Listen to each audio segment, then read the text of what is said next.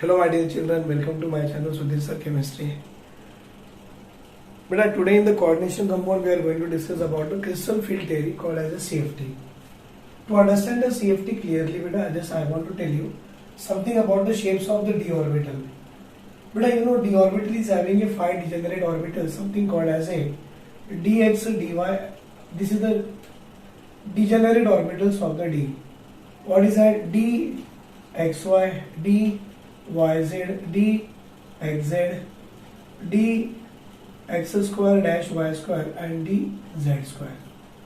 Actually these are the 5 degenerate orbitals for d. But in this I want to draw the structures. One called as a d xy. Another one is I want to draw d yz, d yz. One is xy, another one is yz.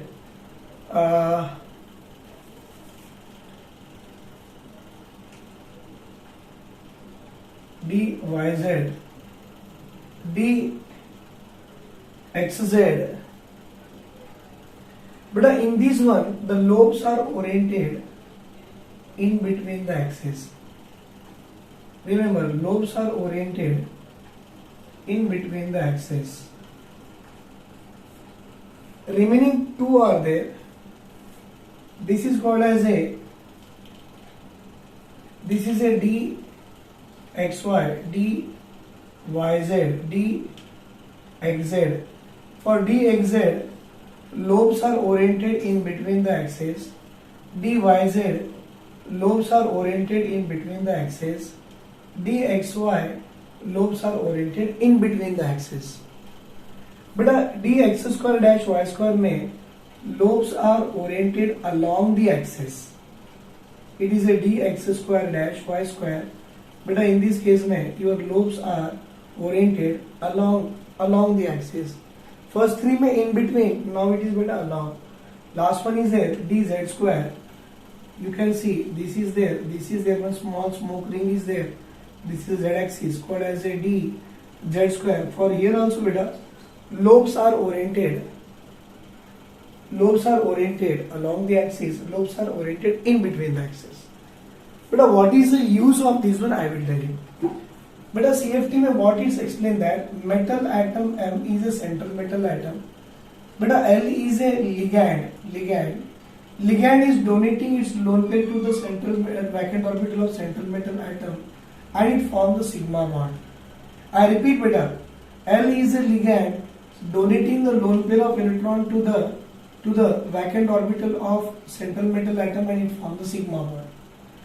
Now indirectly can we say this ligand is approaching to the metal. So the ligand which is approaching to the metal, it approaches to the metal in two forms. What is that? The first one we can say ligand approaches to central metal atom. Ligand approaches to central metal atom along the axis. And second possibility is there, one more possibility is there, कि ligand approaches to central metal atom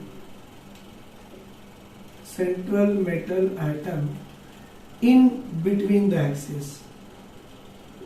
Right, along the axis and in between the axis.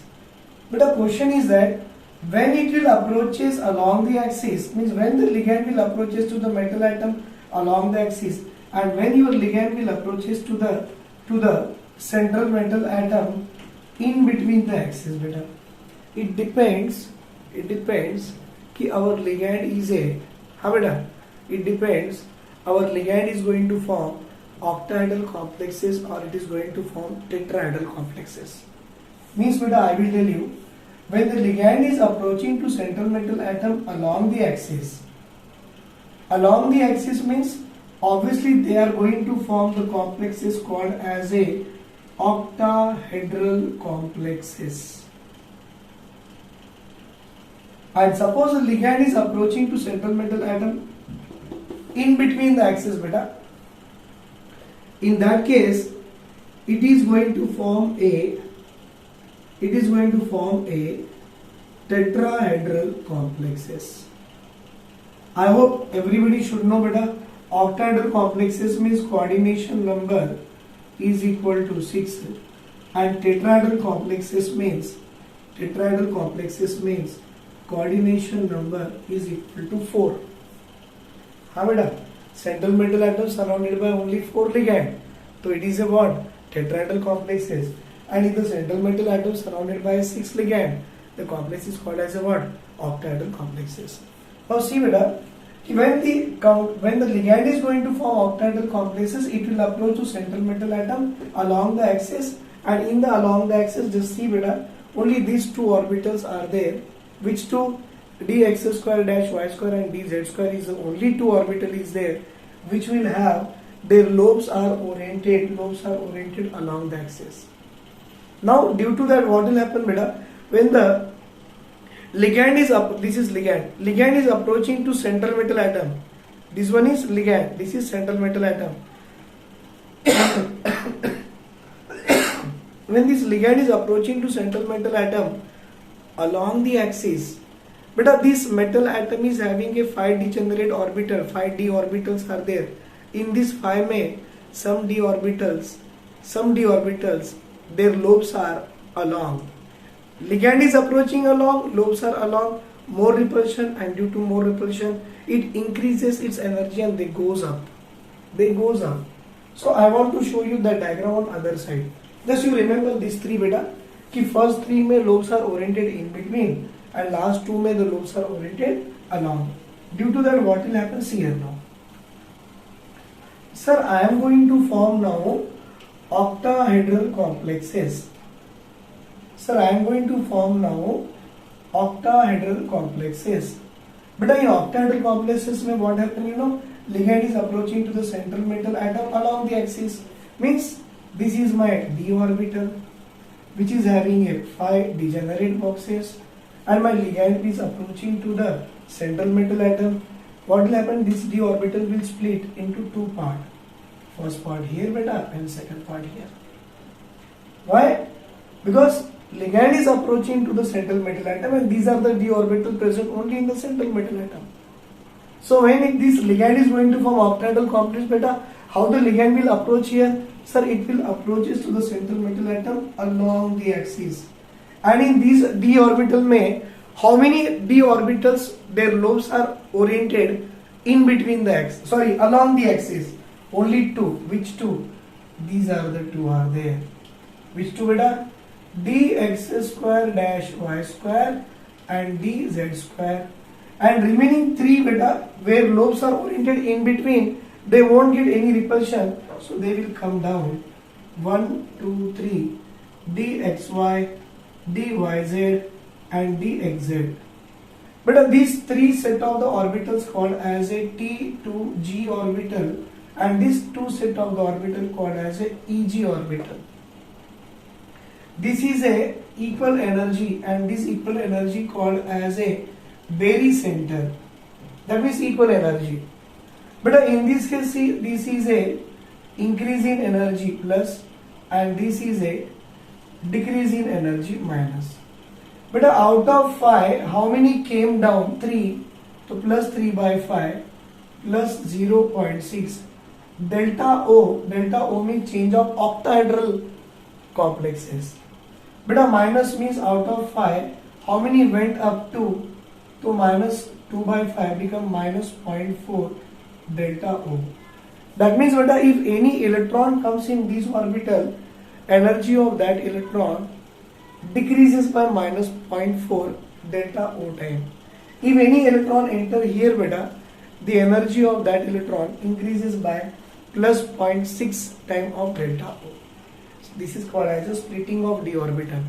This 3 set of the d orbital called as a T2G, and this 2 set of the orbital called as a EG. I hope that those every student, those who are getting the doubt, sir, in octahedral complexes why the T2G orbital come down and why the EG orbital goes up. This is the reason. For the formation of octahedral complexes, when the ligand is approaching to the central metal atom, in this central metal atom we are having a 5 degenerate orbitals. Out of 5 में 2 orbitals are such a way their lobes are also oriented along the axis, and ligand is also approaching along the axis. But along repulsion, more the repulsion, increase in the energy, and these 2 orbitals will have increase in their energy up to plus 0.6 delta O times. So obviously if it is increases plus 0.6, it should be decreases by how many? Minus of 0.4 times. So decrease in energy, greater the stability. Increase in energy, less the stability. And this is the splitting of the orbital can be shown for the octahedral complexes. But the same way I want to show you for the tetrahedral complexes also. Just a minute. I want to show you the same for the tetrahedral complexes. See beta, tetrahedral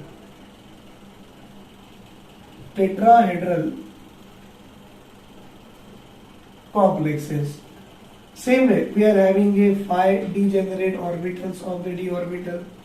These are the 5 degenerate orbitals: dxy, dyz, dxz, dx square dash y square, and dz square. But for the formation of tetrahedral complexes, ligands are approaching to the central metal atom.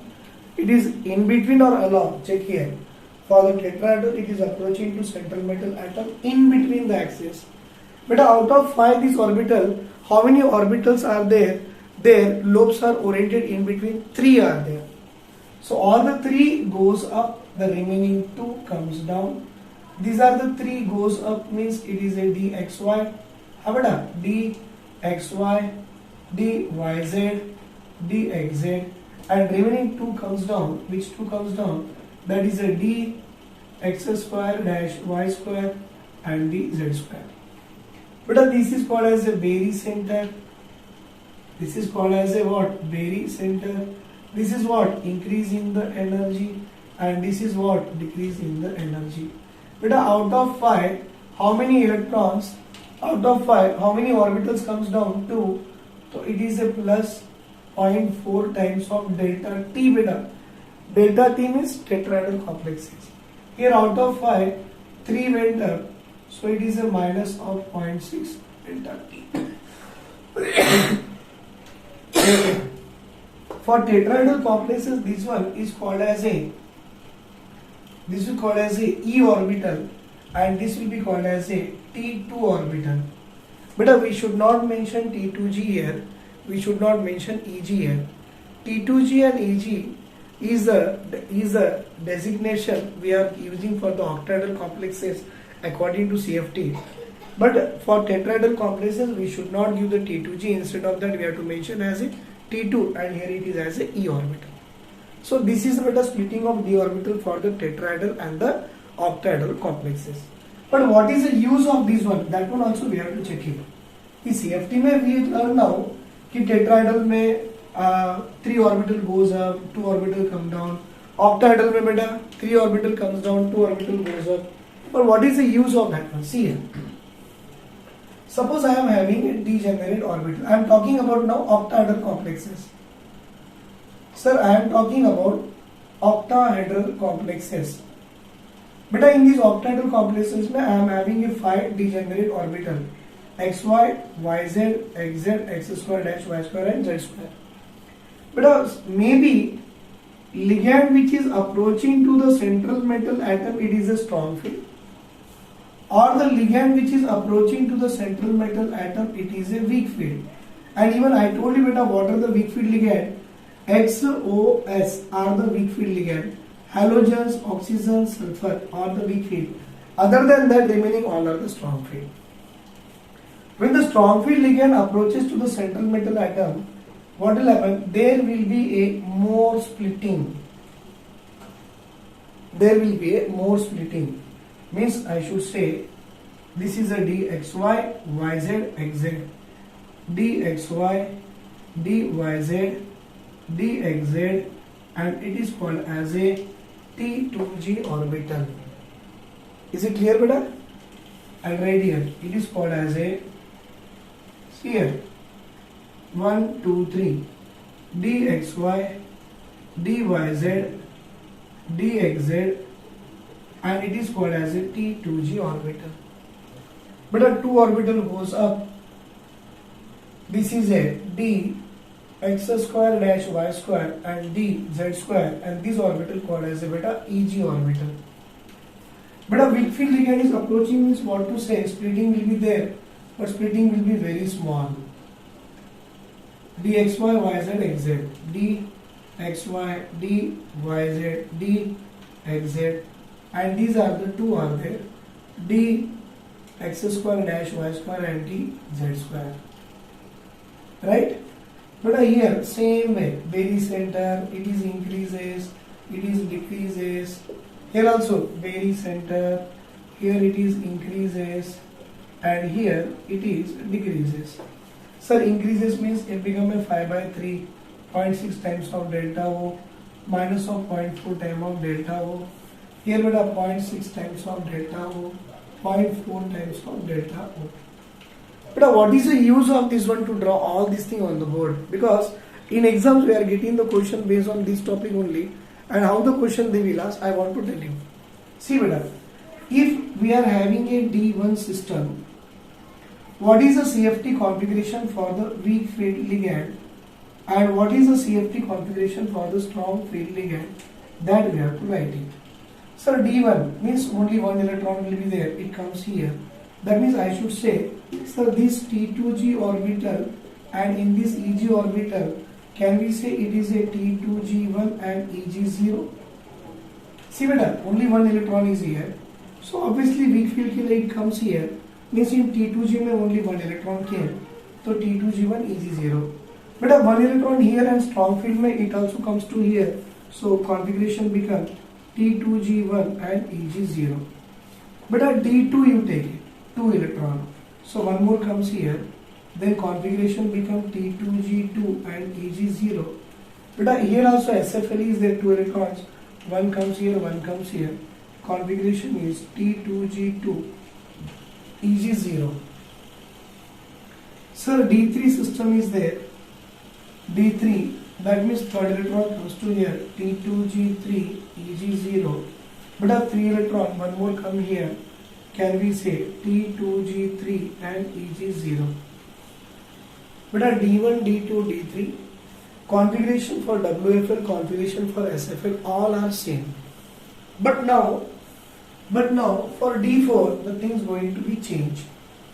But at D4, the things is going to be changed, and how the changes will be there, that only we have to learn it here, and that only they will ask even in the exam. But the system is called as a D4. WFL, beta, 1, 2, 3 and 4. See, 1 is there, 2 is there, 3 is there.